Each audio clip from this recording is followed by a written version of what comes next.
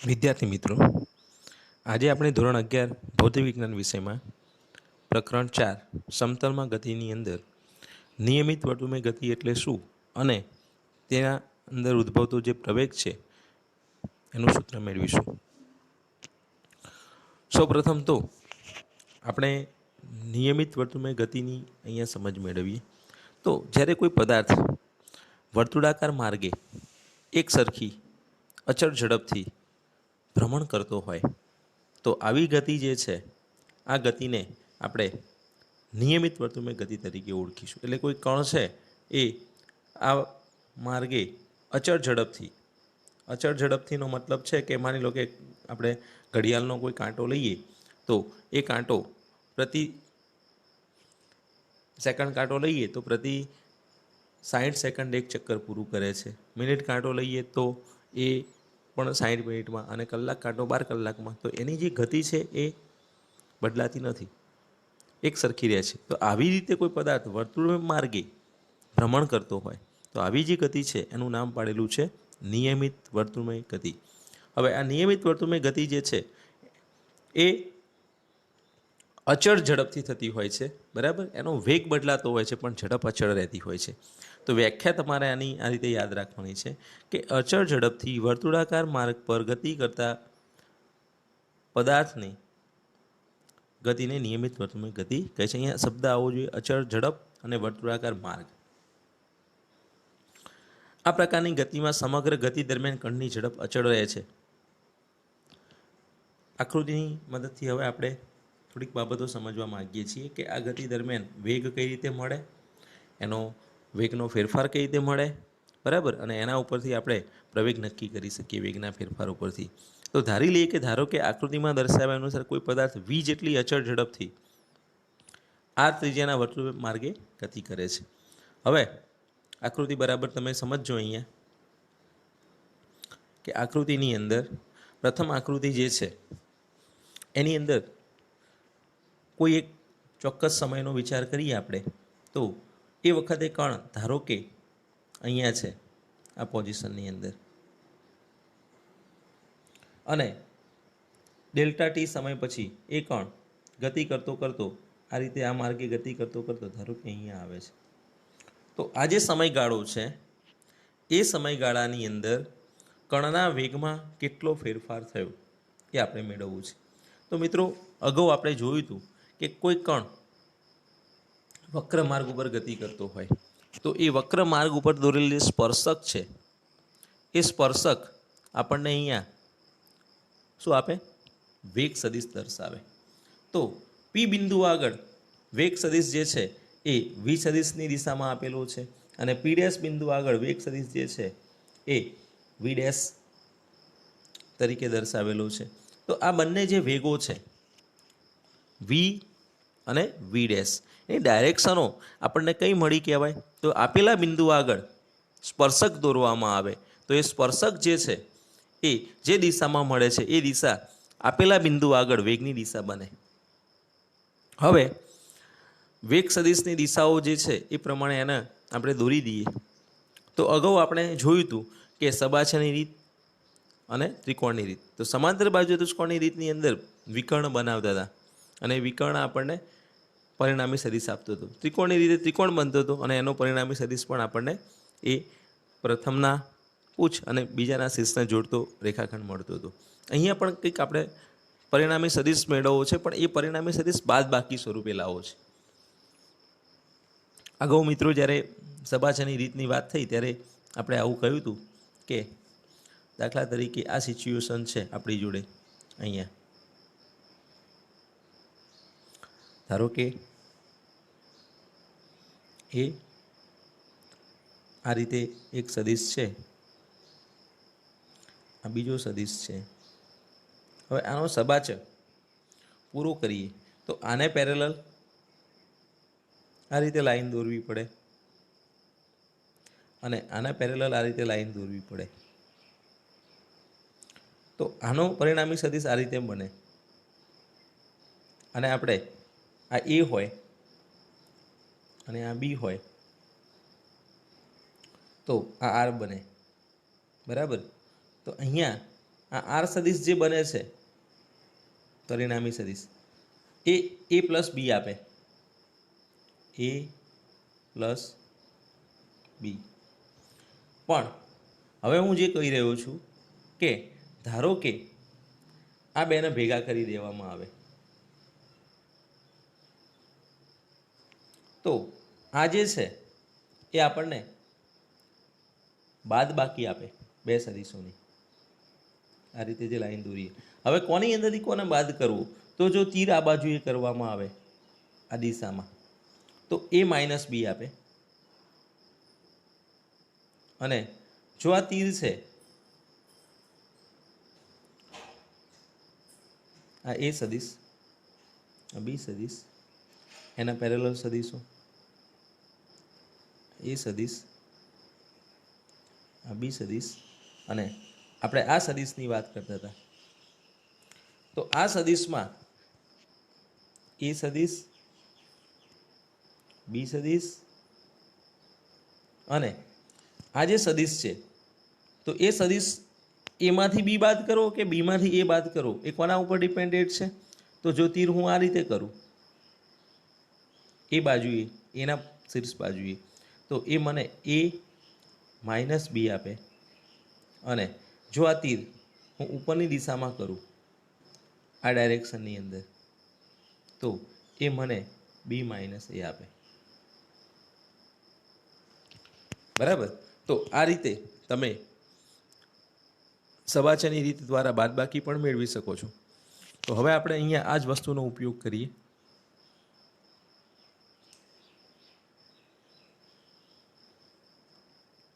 ચલો પહેલી આકૃતિ જે દોરેલી છે એને બરાબર સમજીએ. આકૃતિની અંદર વી સદિશ જે દિશામાં દોરેલો છે એ જ દિશામાં આપણે અહીંયા વી સદિશ દોરી દઈએ, અને વી ડેશ સદિશ જે દિશામાં દોરેલો છે દિશામાં વી ડેશ દોરી દઈએ.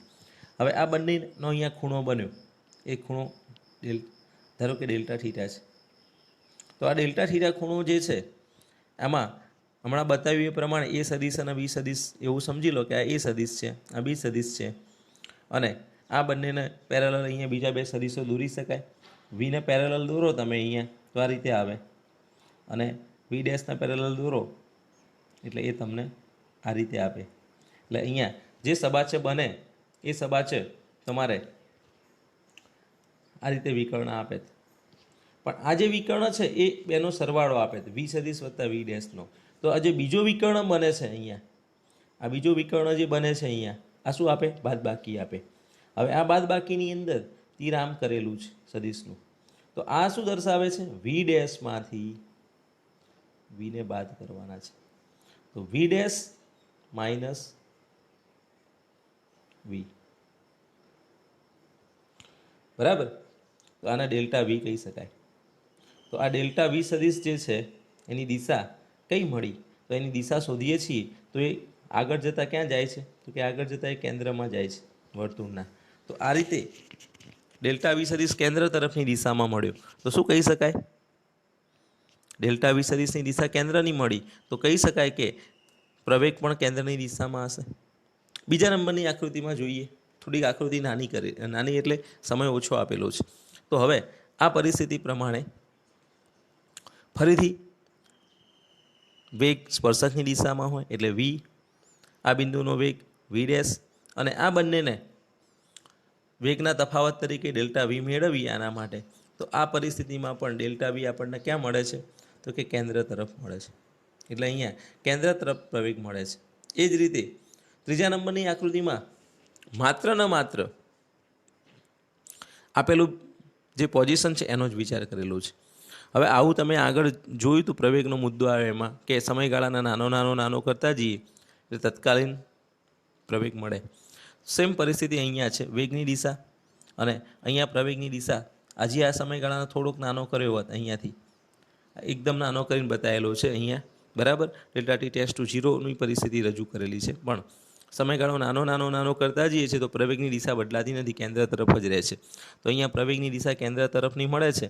એટલે આ સિચ્યુએશનમાં વેગ આ દિશામાં હોય અને પ્રવેગ અંદરની દિશામાં હોય. તો આમ તમામ પરિસ્થિતિમાં નિયમિત વર્તુળમાં ગતિ કરતો જે કણ છે એ અચળ પ્રવેગથી ગતિ કરે છે અને એનું જે દિશા છે એ સતત કેન્દ્ર તરફની હોય છે. તો આ બાબત તમારે આની અંદરથી સમજવાની છે. હવે આનું થોડુંક મેથેમેટિકલ ફોર્મ તૈયાર કરીએ આપણે. તો આકૃતિમાં તમે જોઈ શકો છો કે અહીંયા ખૂણો ડેલ્ટા થીટા બને છે, અહીંયા પણ ખૂણો ડેલ્ટા થીટા બને છે.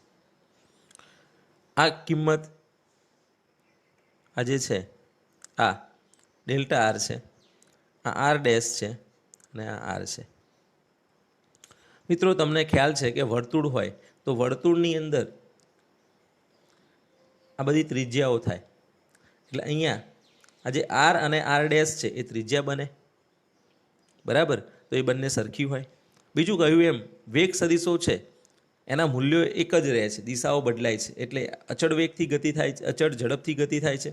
તો વી અને વી ડેશના મૂલ્યો સરખા હશે. આ ખૂણો ડેલ્ટા થીટા કીધો. એમ અહીંયા પણ આ વી અને વી ડેશના મૂલ્યો સરખા છે, આ ખૂણો પણ ડેલ્ટા થીટા થવાનો છે. તો હવે આ બધી બાબતો ધ્યાનમાં રાખી આપણે આનું એક સૂત્રાત્મક સ્વરૂપ તૈયાર કરવા માગીએ છીએ, બરાબર? તો આ સૂત્રાત્મક સ્વરૂપ તૈયાર કરવા માટે આપણે બે ત્રિકોણોનો ઉપયોગ કરીએ. એક ત્રિકોણ સી પી અને પી ડેશ અને બીજો ત્રિકોણ જી એચ અને આઈ. હવે જ્યાં ડેલ્ટા થીટા બનતો હોય એક સરખો એ પોઝિશનને આપણે શું કરી દઈએ, અહીંયા ધ્યાનમાં લઈ લઈએ. તો તમે હવે આને આ રીતે સમજી લો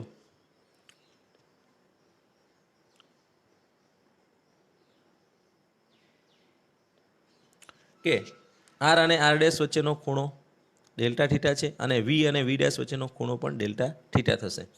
હવે આર સદિશ અને આર ડેશ સદિશ જે છે એના મૂલ્યો સરખા છે અને એને ધારી લઈએ કે આર જેટલા છે, અને વી સદિશ અને વી ડેશ સદિશના મૂલ્યો પણ સરખા છે અને ધારી લઈએ વી જેટલા છે.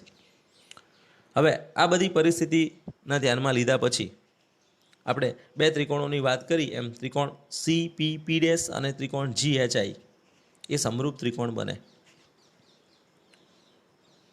સમરૂપ ત્રિકોણની તમને ખબર છે કે સમરૂપ ત્રિકોણ કોને કહેવાય?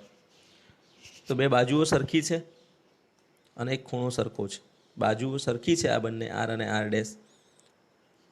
અહીંયા બાજુ ખૂણો બાજુ, બાજુ ખૂણો બાજુ, એકરૂપ નથી પણ સમરૂપ છે, એટલે એક જેવા રૂપવાળા. કારણ કે અહીંયા વી અને વી ડેશની કિંમત સરખી છે, અહીંયા આર અને આર ડેશની કિંમત સરખી છે. ડેલ્ટા થીટા અહીંયા પણ બને છે, ડેલ્ટા થીટા અહીંયા પણ બને છે, એટલે બંને પરિસ્થિતિમાં ડેલ્ટા થીટા એમના એમ આપણને મળે છે.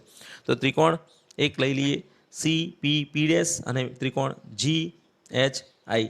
આ બંને ત્રિકોણોનો આપણે અહીંયા ઉપયોગ કરી શું લખી શકીએ? તો સમરૂપ ત્રિકોણોની અંદર તમને ખ્યાલ છે મિત્રો કે સીપી ભાગ્યા જીએચ કરવામાં આવે.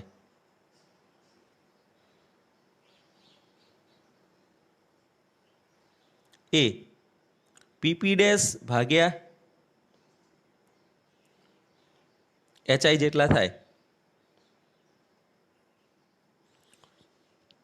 અને એનો જવાબ હજી આગળ લખવું હોય તો બીજું આવું પણ લખાય સીપી ડેશ ભાગ્યા જીઆઈ. આ તમે સમરૂપતાની કન્ડિશન જે ભણ્યા છો એની અંદર આવે છે. હવે એમાંથી આપણે જે જરૂર છે અહીંયા એ બે બાબતો ધ્યાનમાં લઈએ. તો કઈ બે બાબતોની જરૂર છે? તો એક આપણે જરૂર છે પીપી ડેશની અને એક જરૂર છે પીસીની.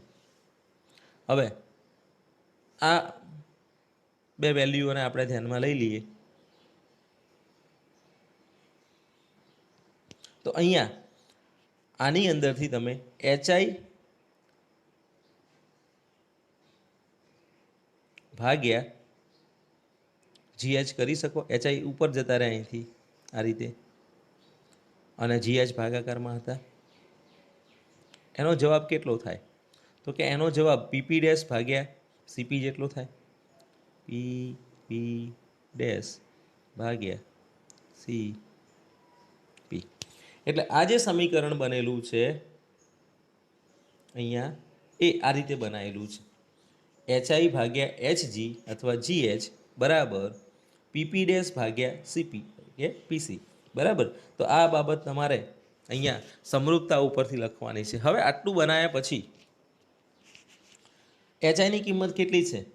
તો આકૃતિમાં તમે જોઈ શકો છો કે એચઆઈ જે છે એ એચ આઈ. હવે આ એચઆઈ છે, એચઆઈની વેલ્યુ ડેલ્ટા વી સદીશ જેટલી થાય, અને એ જ રીતે પીપી ડેશની વેલ્યુ ડેલ્ટા આર સદીશ જેટલી થાય. તો આ બંને અહીંયા આપણે ભરી દઈએ.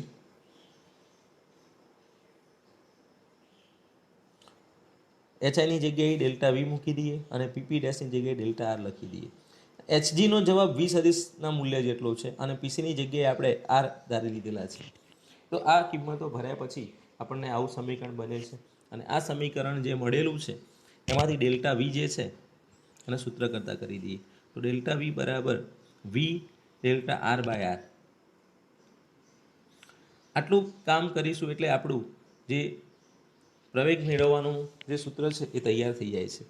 મિત્રો, તમને ખ્યાલ છે કે પ્રવેગ એટલે સરેરાશ પ્રવેગ કોને કહીએ છીએ? ડેલ્ટા વી સદીશ બાય ડેલ્ટા ટી. આને આપણે એવરેજ પ્રવેગ તરીકે ઓળખીએ છીએ. તો ડેલ્ટા વી લાવી દીધો આપણે, ડેલ્ટા ટી વડે ભાગવાના જ બાકી રહે છે. તો ડેલ્ટા ટી વડે ભાગી નાખીએ તો આ જે સૂત્ર છે એમાં થોડુંક રૂપાંતરણ થશે. અને આ સમીકરણ કેવી રીતે કન્વર્ટ થશે? તો કે સમીકરણની અંદર આવું સમીકરણ જે મળેલું છે એમાં ડેલ્ટા આર સદીશ બાય ડેલ્ટા ટી, અને આગળ વી તો હતો જ, અને ગુણાકારમાં 1/r, બરાબર. અને આ બાજુમાં લખાશે delta v by delta t, અને આ બંને સરખા હશે. તો આ જે બને છે સિચ્યુએશન, આ સિચ્યુએશનને જોતા આપણને વી ડેલ્ટા આર સદીશ બાય ડેલ્ટા ટી ગુણ્યા 1/r જે મળે છે સૂત્ર આખે આખું આ સમીકરણની અંદર. હવે આ બાજુનો જે ડાબી બાજુનો જે પોર્શન છે આ પોર્શન આપણને શું આપે? તો કે પ્રવેગ આપે. તો એટલા માટે અહીંયા શું કરી દીધું છે? સીધે સીધો પ્રવેગ લઈ લીધેલો છે કે એ સદીશ બરાબર limit delta t tends to 0 delta v by delta t. અને આ જે પ્રવેગ છે એ સરેરાશની જગ્યાએ શું લઈ લેવાનું થાય? લિમિટ લઈએ તો તત્કાલીન લેવો પડે, એટલે એને આ રીતે બતાવેલું છે. અને હવે કિંમતો ભરી દીધી જે અહીંયા છે સમીકરણ v delta r by delta t 1/r એ અહીંયા લખી નાખ્યું. અને હવે મિત્રો આટલું કર્યા પછી જોઈ શકાય છે કે વી બાય આર બહાર આવી ગયા અને લિમિટમાં વધ્યું delta r by delta t. હવે આની જગ્યાએ શું કહેવાય? તો કે આ તો આગળ આવી ગયેલું છે. Delta r by delta t એટલે શું? તો કે ડેલ્ટા આર અને ડેલ્ટા ટીનો જે ગુણોત્તર છે એને આપણે શું કહીએ છીએ? એનું નામ પાડેલું છે આપણે વેગ. તો એની જગ્યાએ વી લખાય, એટલે શું કરી દઈએ? આની જગ્યાએ વી મૂકી દઈએ ડેલ્ટા આર બાય ડેલ્ટા ટીની જગ્યાએ. અને ત્યારબાદ એ કિંમત આપણે આની અંદર ભરી દઈએ 3 નંબરના પદમાં, તો આપણને વી બાય આર ગુણ્યા વી મળે. અને એનું આપણે સાદરૂપ આપીએ તો શું બનશે? વી સ્ક્વેર બાય આર, જે કેન્દ્રગામી પ્રવેગ એસીનું મૂલ્ય આપે છે. વી અને આર બંને અચળ હોય છે, તેથી કેન્દ્રગામી પ્રવેગનું માન પણ અચળ હોય છે. એટલે આ તમારે ટૂંકા પ્રશ્નમાં પૂછી શકાય. અચળ ઝડપથી ગતિ કરતા કણ વર્તુળમય માર્ગે ગતિ કરે ત્યારે ઉદ્ભવતો કેન્દ્રગામી પ્રવેગનું મૂલ્ય અચળ હોય છે તો સાચું વિધાન છે, પણ કેન્દ્રગામી પ્રવેગ અચળ હોય છે તો વિધાન ખોટું છે. એટલે અહીંયા તેની દિશા સતત બદલાતી રહે છે. હવે ઘણાને એવું થશે કે દિશા કેવી રીતે બદલાઈ કહેવાય? એવું નથી ભાઈ, અહીંયા કેન્દ્ર તરફની દિશા રહે છે પણ ડાયરેક્શન બદલાઈ કહેવાય. કેવી રીતે બદલાઈ કહેવાય? તો સમજી લો કે ધારો કે કણ અહીંયા છે તો અહીંથી કણની કેન્દ્ર તરફની દિશા આ કહેવાય. માની લો કે કણ અહીંયા છે તો અહીંથી કેન્દ્ર તરફની દિશા આ કહેવાય. તો આ જે દિશાઓ છે એ કેન્દ્ર તરફ જાય છે, પણ આ ડાયરેક્શન અને આ ડાયરેક્શન અલગ અલગ કહેવાય. એટલે અહીંયા કેન્દ્રગામી પ્રવેગ એસીનું મૂલ્ય જે છે એ અચળ રહે છે અને તેની દિશા સતત બદલાતી રહે છે અને હંમેશા કેન્દ્ર તરફની હોય છે. આમ કેન્દ્રગામી પ્રવેગ અચળનો સદીશ નથી, પરંતુ કેન્દ્રગામી પ્રવેગનું મૂલ્ય અચળ મળે છે. બરાબર? તો આ બાબત નોંધી લેવાની છે અને આ સૂત્ર તમારે યાદ રાખવાનું છે. કેન્દ્રગામી પ્રવેગ એસી બરાબર વી સ્ક્વેર બાય આર. ઘણી વખતે આને એ આર પણ કહેવાય છે અને બીજું નામ પાડેલું છે એ સી, સેન્ટ્રીફ્યુગલ, અને આને ત્રિજ્યાવર્તી, રેડિયલ. બરાબર? રેડિયલ તો ત્રિજ્યાવર્તી, સેન્ટ્રીફ્યુગલ તો બંને શબ્દો એના માટે વપરાય છે. એટલે AR તરીકે પણ ઓળખવામાં આવે છે, AC તરીકે પણ ઓળખવામાં આવે છે. અને માત્ર કોના ઉપર આધાર રાખે છે? વેગ ઉપર આધાર રાખે છે. એટલે વેગનું મૂલ્ય તમને ખબર હોય તો તમે એની મદદથી આ જે કેન્દ્રગામી પ્રવેગ છે એ મેળવી શકો છો. હવે આ બાબત મિત્રો થોડી મગજમાં સમજી લેવાની છે કે અહીંયા જે તમને પ્રશ્ન પૂછેલો છે આ પરીક્ષામાં પૂછાય એવો પ્રશ્ન છે, અને આની અંદર આ 3 ગુણમાં પૂછાતો પ્રશ્ન છે. હવે આની સાથે સાથે આપણે એક બીજી બાબત પણ એડ કરી નાખીએ. કેન્દ્રગામી પ્રવેગનું સૂત્ર મળ્યું, એના ઉપયોગ કરી હજી આપણે આગળની એક બીજી રજૂઆત મેળવવા માંગીએ છીએ કોણીય ગતિ સાથેની. મિત્રો, નિયમિત વર્તુળમય ગતિ માટે કેન્દ્રગામી પ્રવેગનું સૂત્ર લખો. અહીંયા લખવાનું કીધું છે એટલે આપણે આગળ જે મેળવ્યું હતું એ સૂત્ર સીધું ઉઠાઈને મૂકી દઈશું અહીંયા. આ સમીકરણને કોણીય વેગ આવૃત્તિ વિના રૂપમાં મેળવો. તો હવે કોણીય વેગ અને આવૃત્તિ આ બંને શબ્દો તમારા માટે નવા છે. અગાઉ આપણે નવું પ્રકરણ આવશે આગળ, એની અંદર આ બાબતની ચર્ચા કરીશું. આના પહેલાં આ શબ્દો ખાલી એક માહિતી સ્વરૂપે આવેલા છે. હવે આકૃતિ જે આપેલી છે આગળ જે જોઈ એ જ આકૃતિ ફરીથી અહીંયા સમજી લઈએ કે કોઈ સમયે કણ P બિંદુ આગળ અને કોઈ ડેલ્ટા ટી સમય પછી કણ P ડેશ બિંદુ આગળ જાય છે. એટલે અહીંયા સ્ટાર્ટિંગમાં હતો, ડેલ્ટા ટી સમય અહીંયા જાય છે. તો એના માટે એને જે અંતર કાપેલું છે એ અંતર સ્થાનાંતરની દ્રષ્ટિએ લઈએ તો PP ડેશ થાય, અને જો તમે એને અંતરની દ્રષ્ટિએ લો તો ચાપ PP ડેશ થાય, ચાપ PP ડેશ. અને એનો વેગ જે બદલાય છે ડેલ્ટા V બદલાય છે એક સમયગાળા દરમિયાન દિશાઓ સાથેની વાત કરીએ ત્યારે. તો આની માટે આપણે અહીંયા મુખ્ય ધારણા કે આ દરમિયાન કણ એ વર્તુળમય માર્ગના કેન્દ્ર સાથે ડેલ્ટા થીટા કોણ આતરેલો છે, અને ડેલ્ટા થીટાને કોણીય અંતર કહે છે. કોણીય ઝડપ બરાબર કોણીય સ્થાનાંતર ભાગ્યા તે માટેનો સમયગાળો. ડેલ્ટા થીટા એ કોણીય સ્થાનાંતર કહેવાય અને ડેલ્ટા ટી એ એનો સમયગાળો છે. તો આ બેનો ગુણોત્તર કરીએ તો એ આપણને કોણીય ઝડપ અથવા કોણીય આવૃત્તિ આપે. ડેલ્ટા ટી સમયમાં કણે કાપેલું રેખીય અંતર ડેલ્ટા એસ છે. નાના સમયગાળાને આપણે ડેલ્ટા એસ તરીકે લઈ લઈએ અને જે પીપી ડેશ તરીકે આપણે બતાવેલો છે. તો રેખીય ઝડપ શું થાય? રેખીય અંતર ભાગ્યાનો સમયગાળો, અને માટે રેખીય ઝડપના V વડે બતાવીએ તો એનો જવાબ મળશે delta s by delta t. હવે તમે આગળ આવું સૂત્ર ભણ્યા, ખૂણો બરાબર ચાપ ભાગ્યા ત્રિજ્યા. ખૂણો બરાબર ચાપ ભાગ્યા ત્રિજ્યા.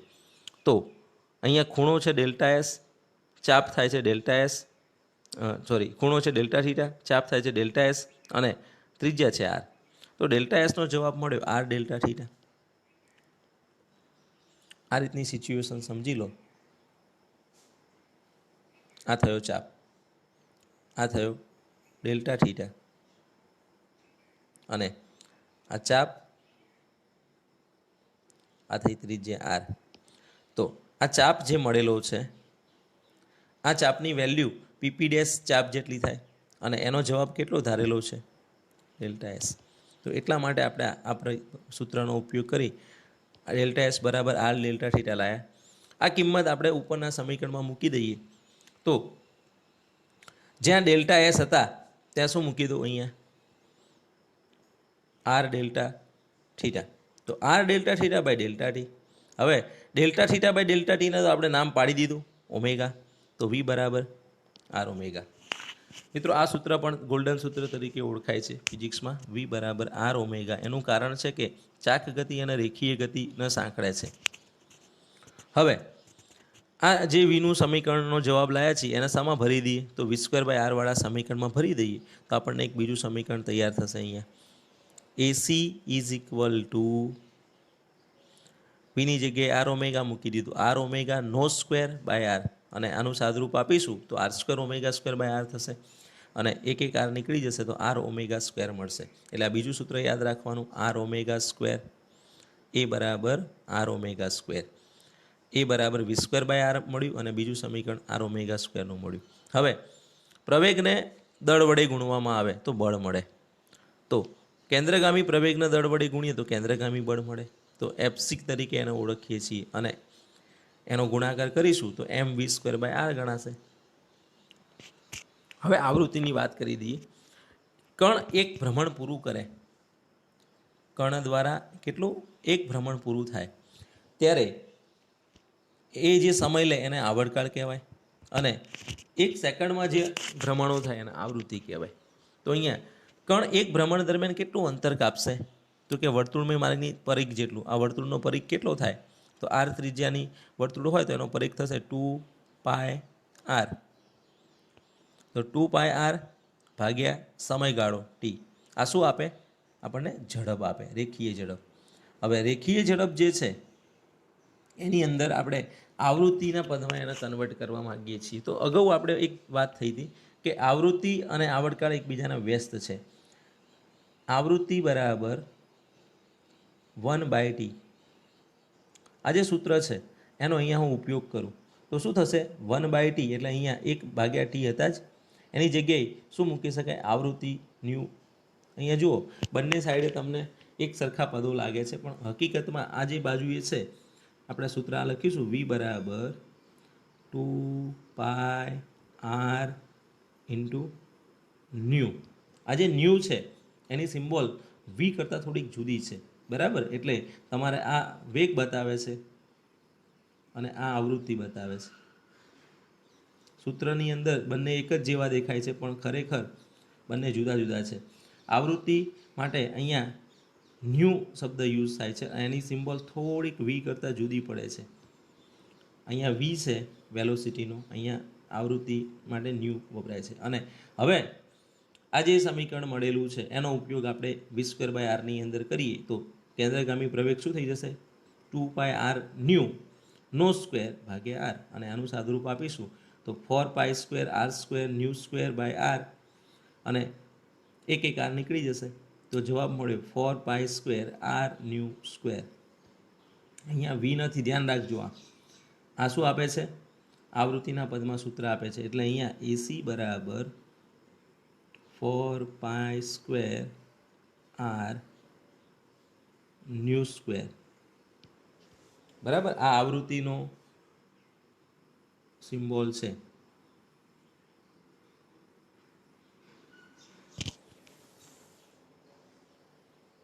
બસ આ રીતના 2 પ્રશ્નો તમને આમાંથી પૂછી શકે છે, બરાબર? બાકીની ચર્ચા છે આના એક્ઝામ્પલને પછી જોઈશું આપણે.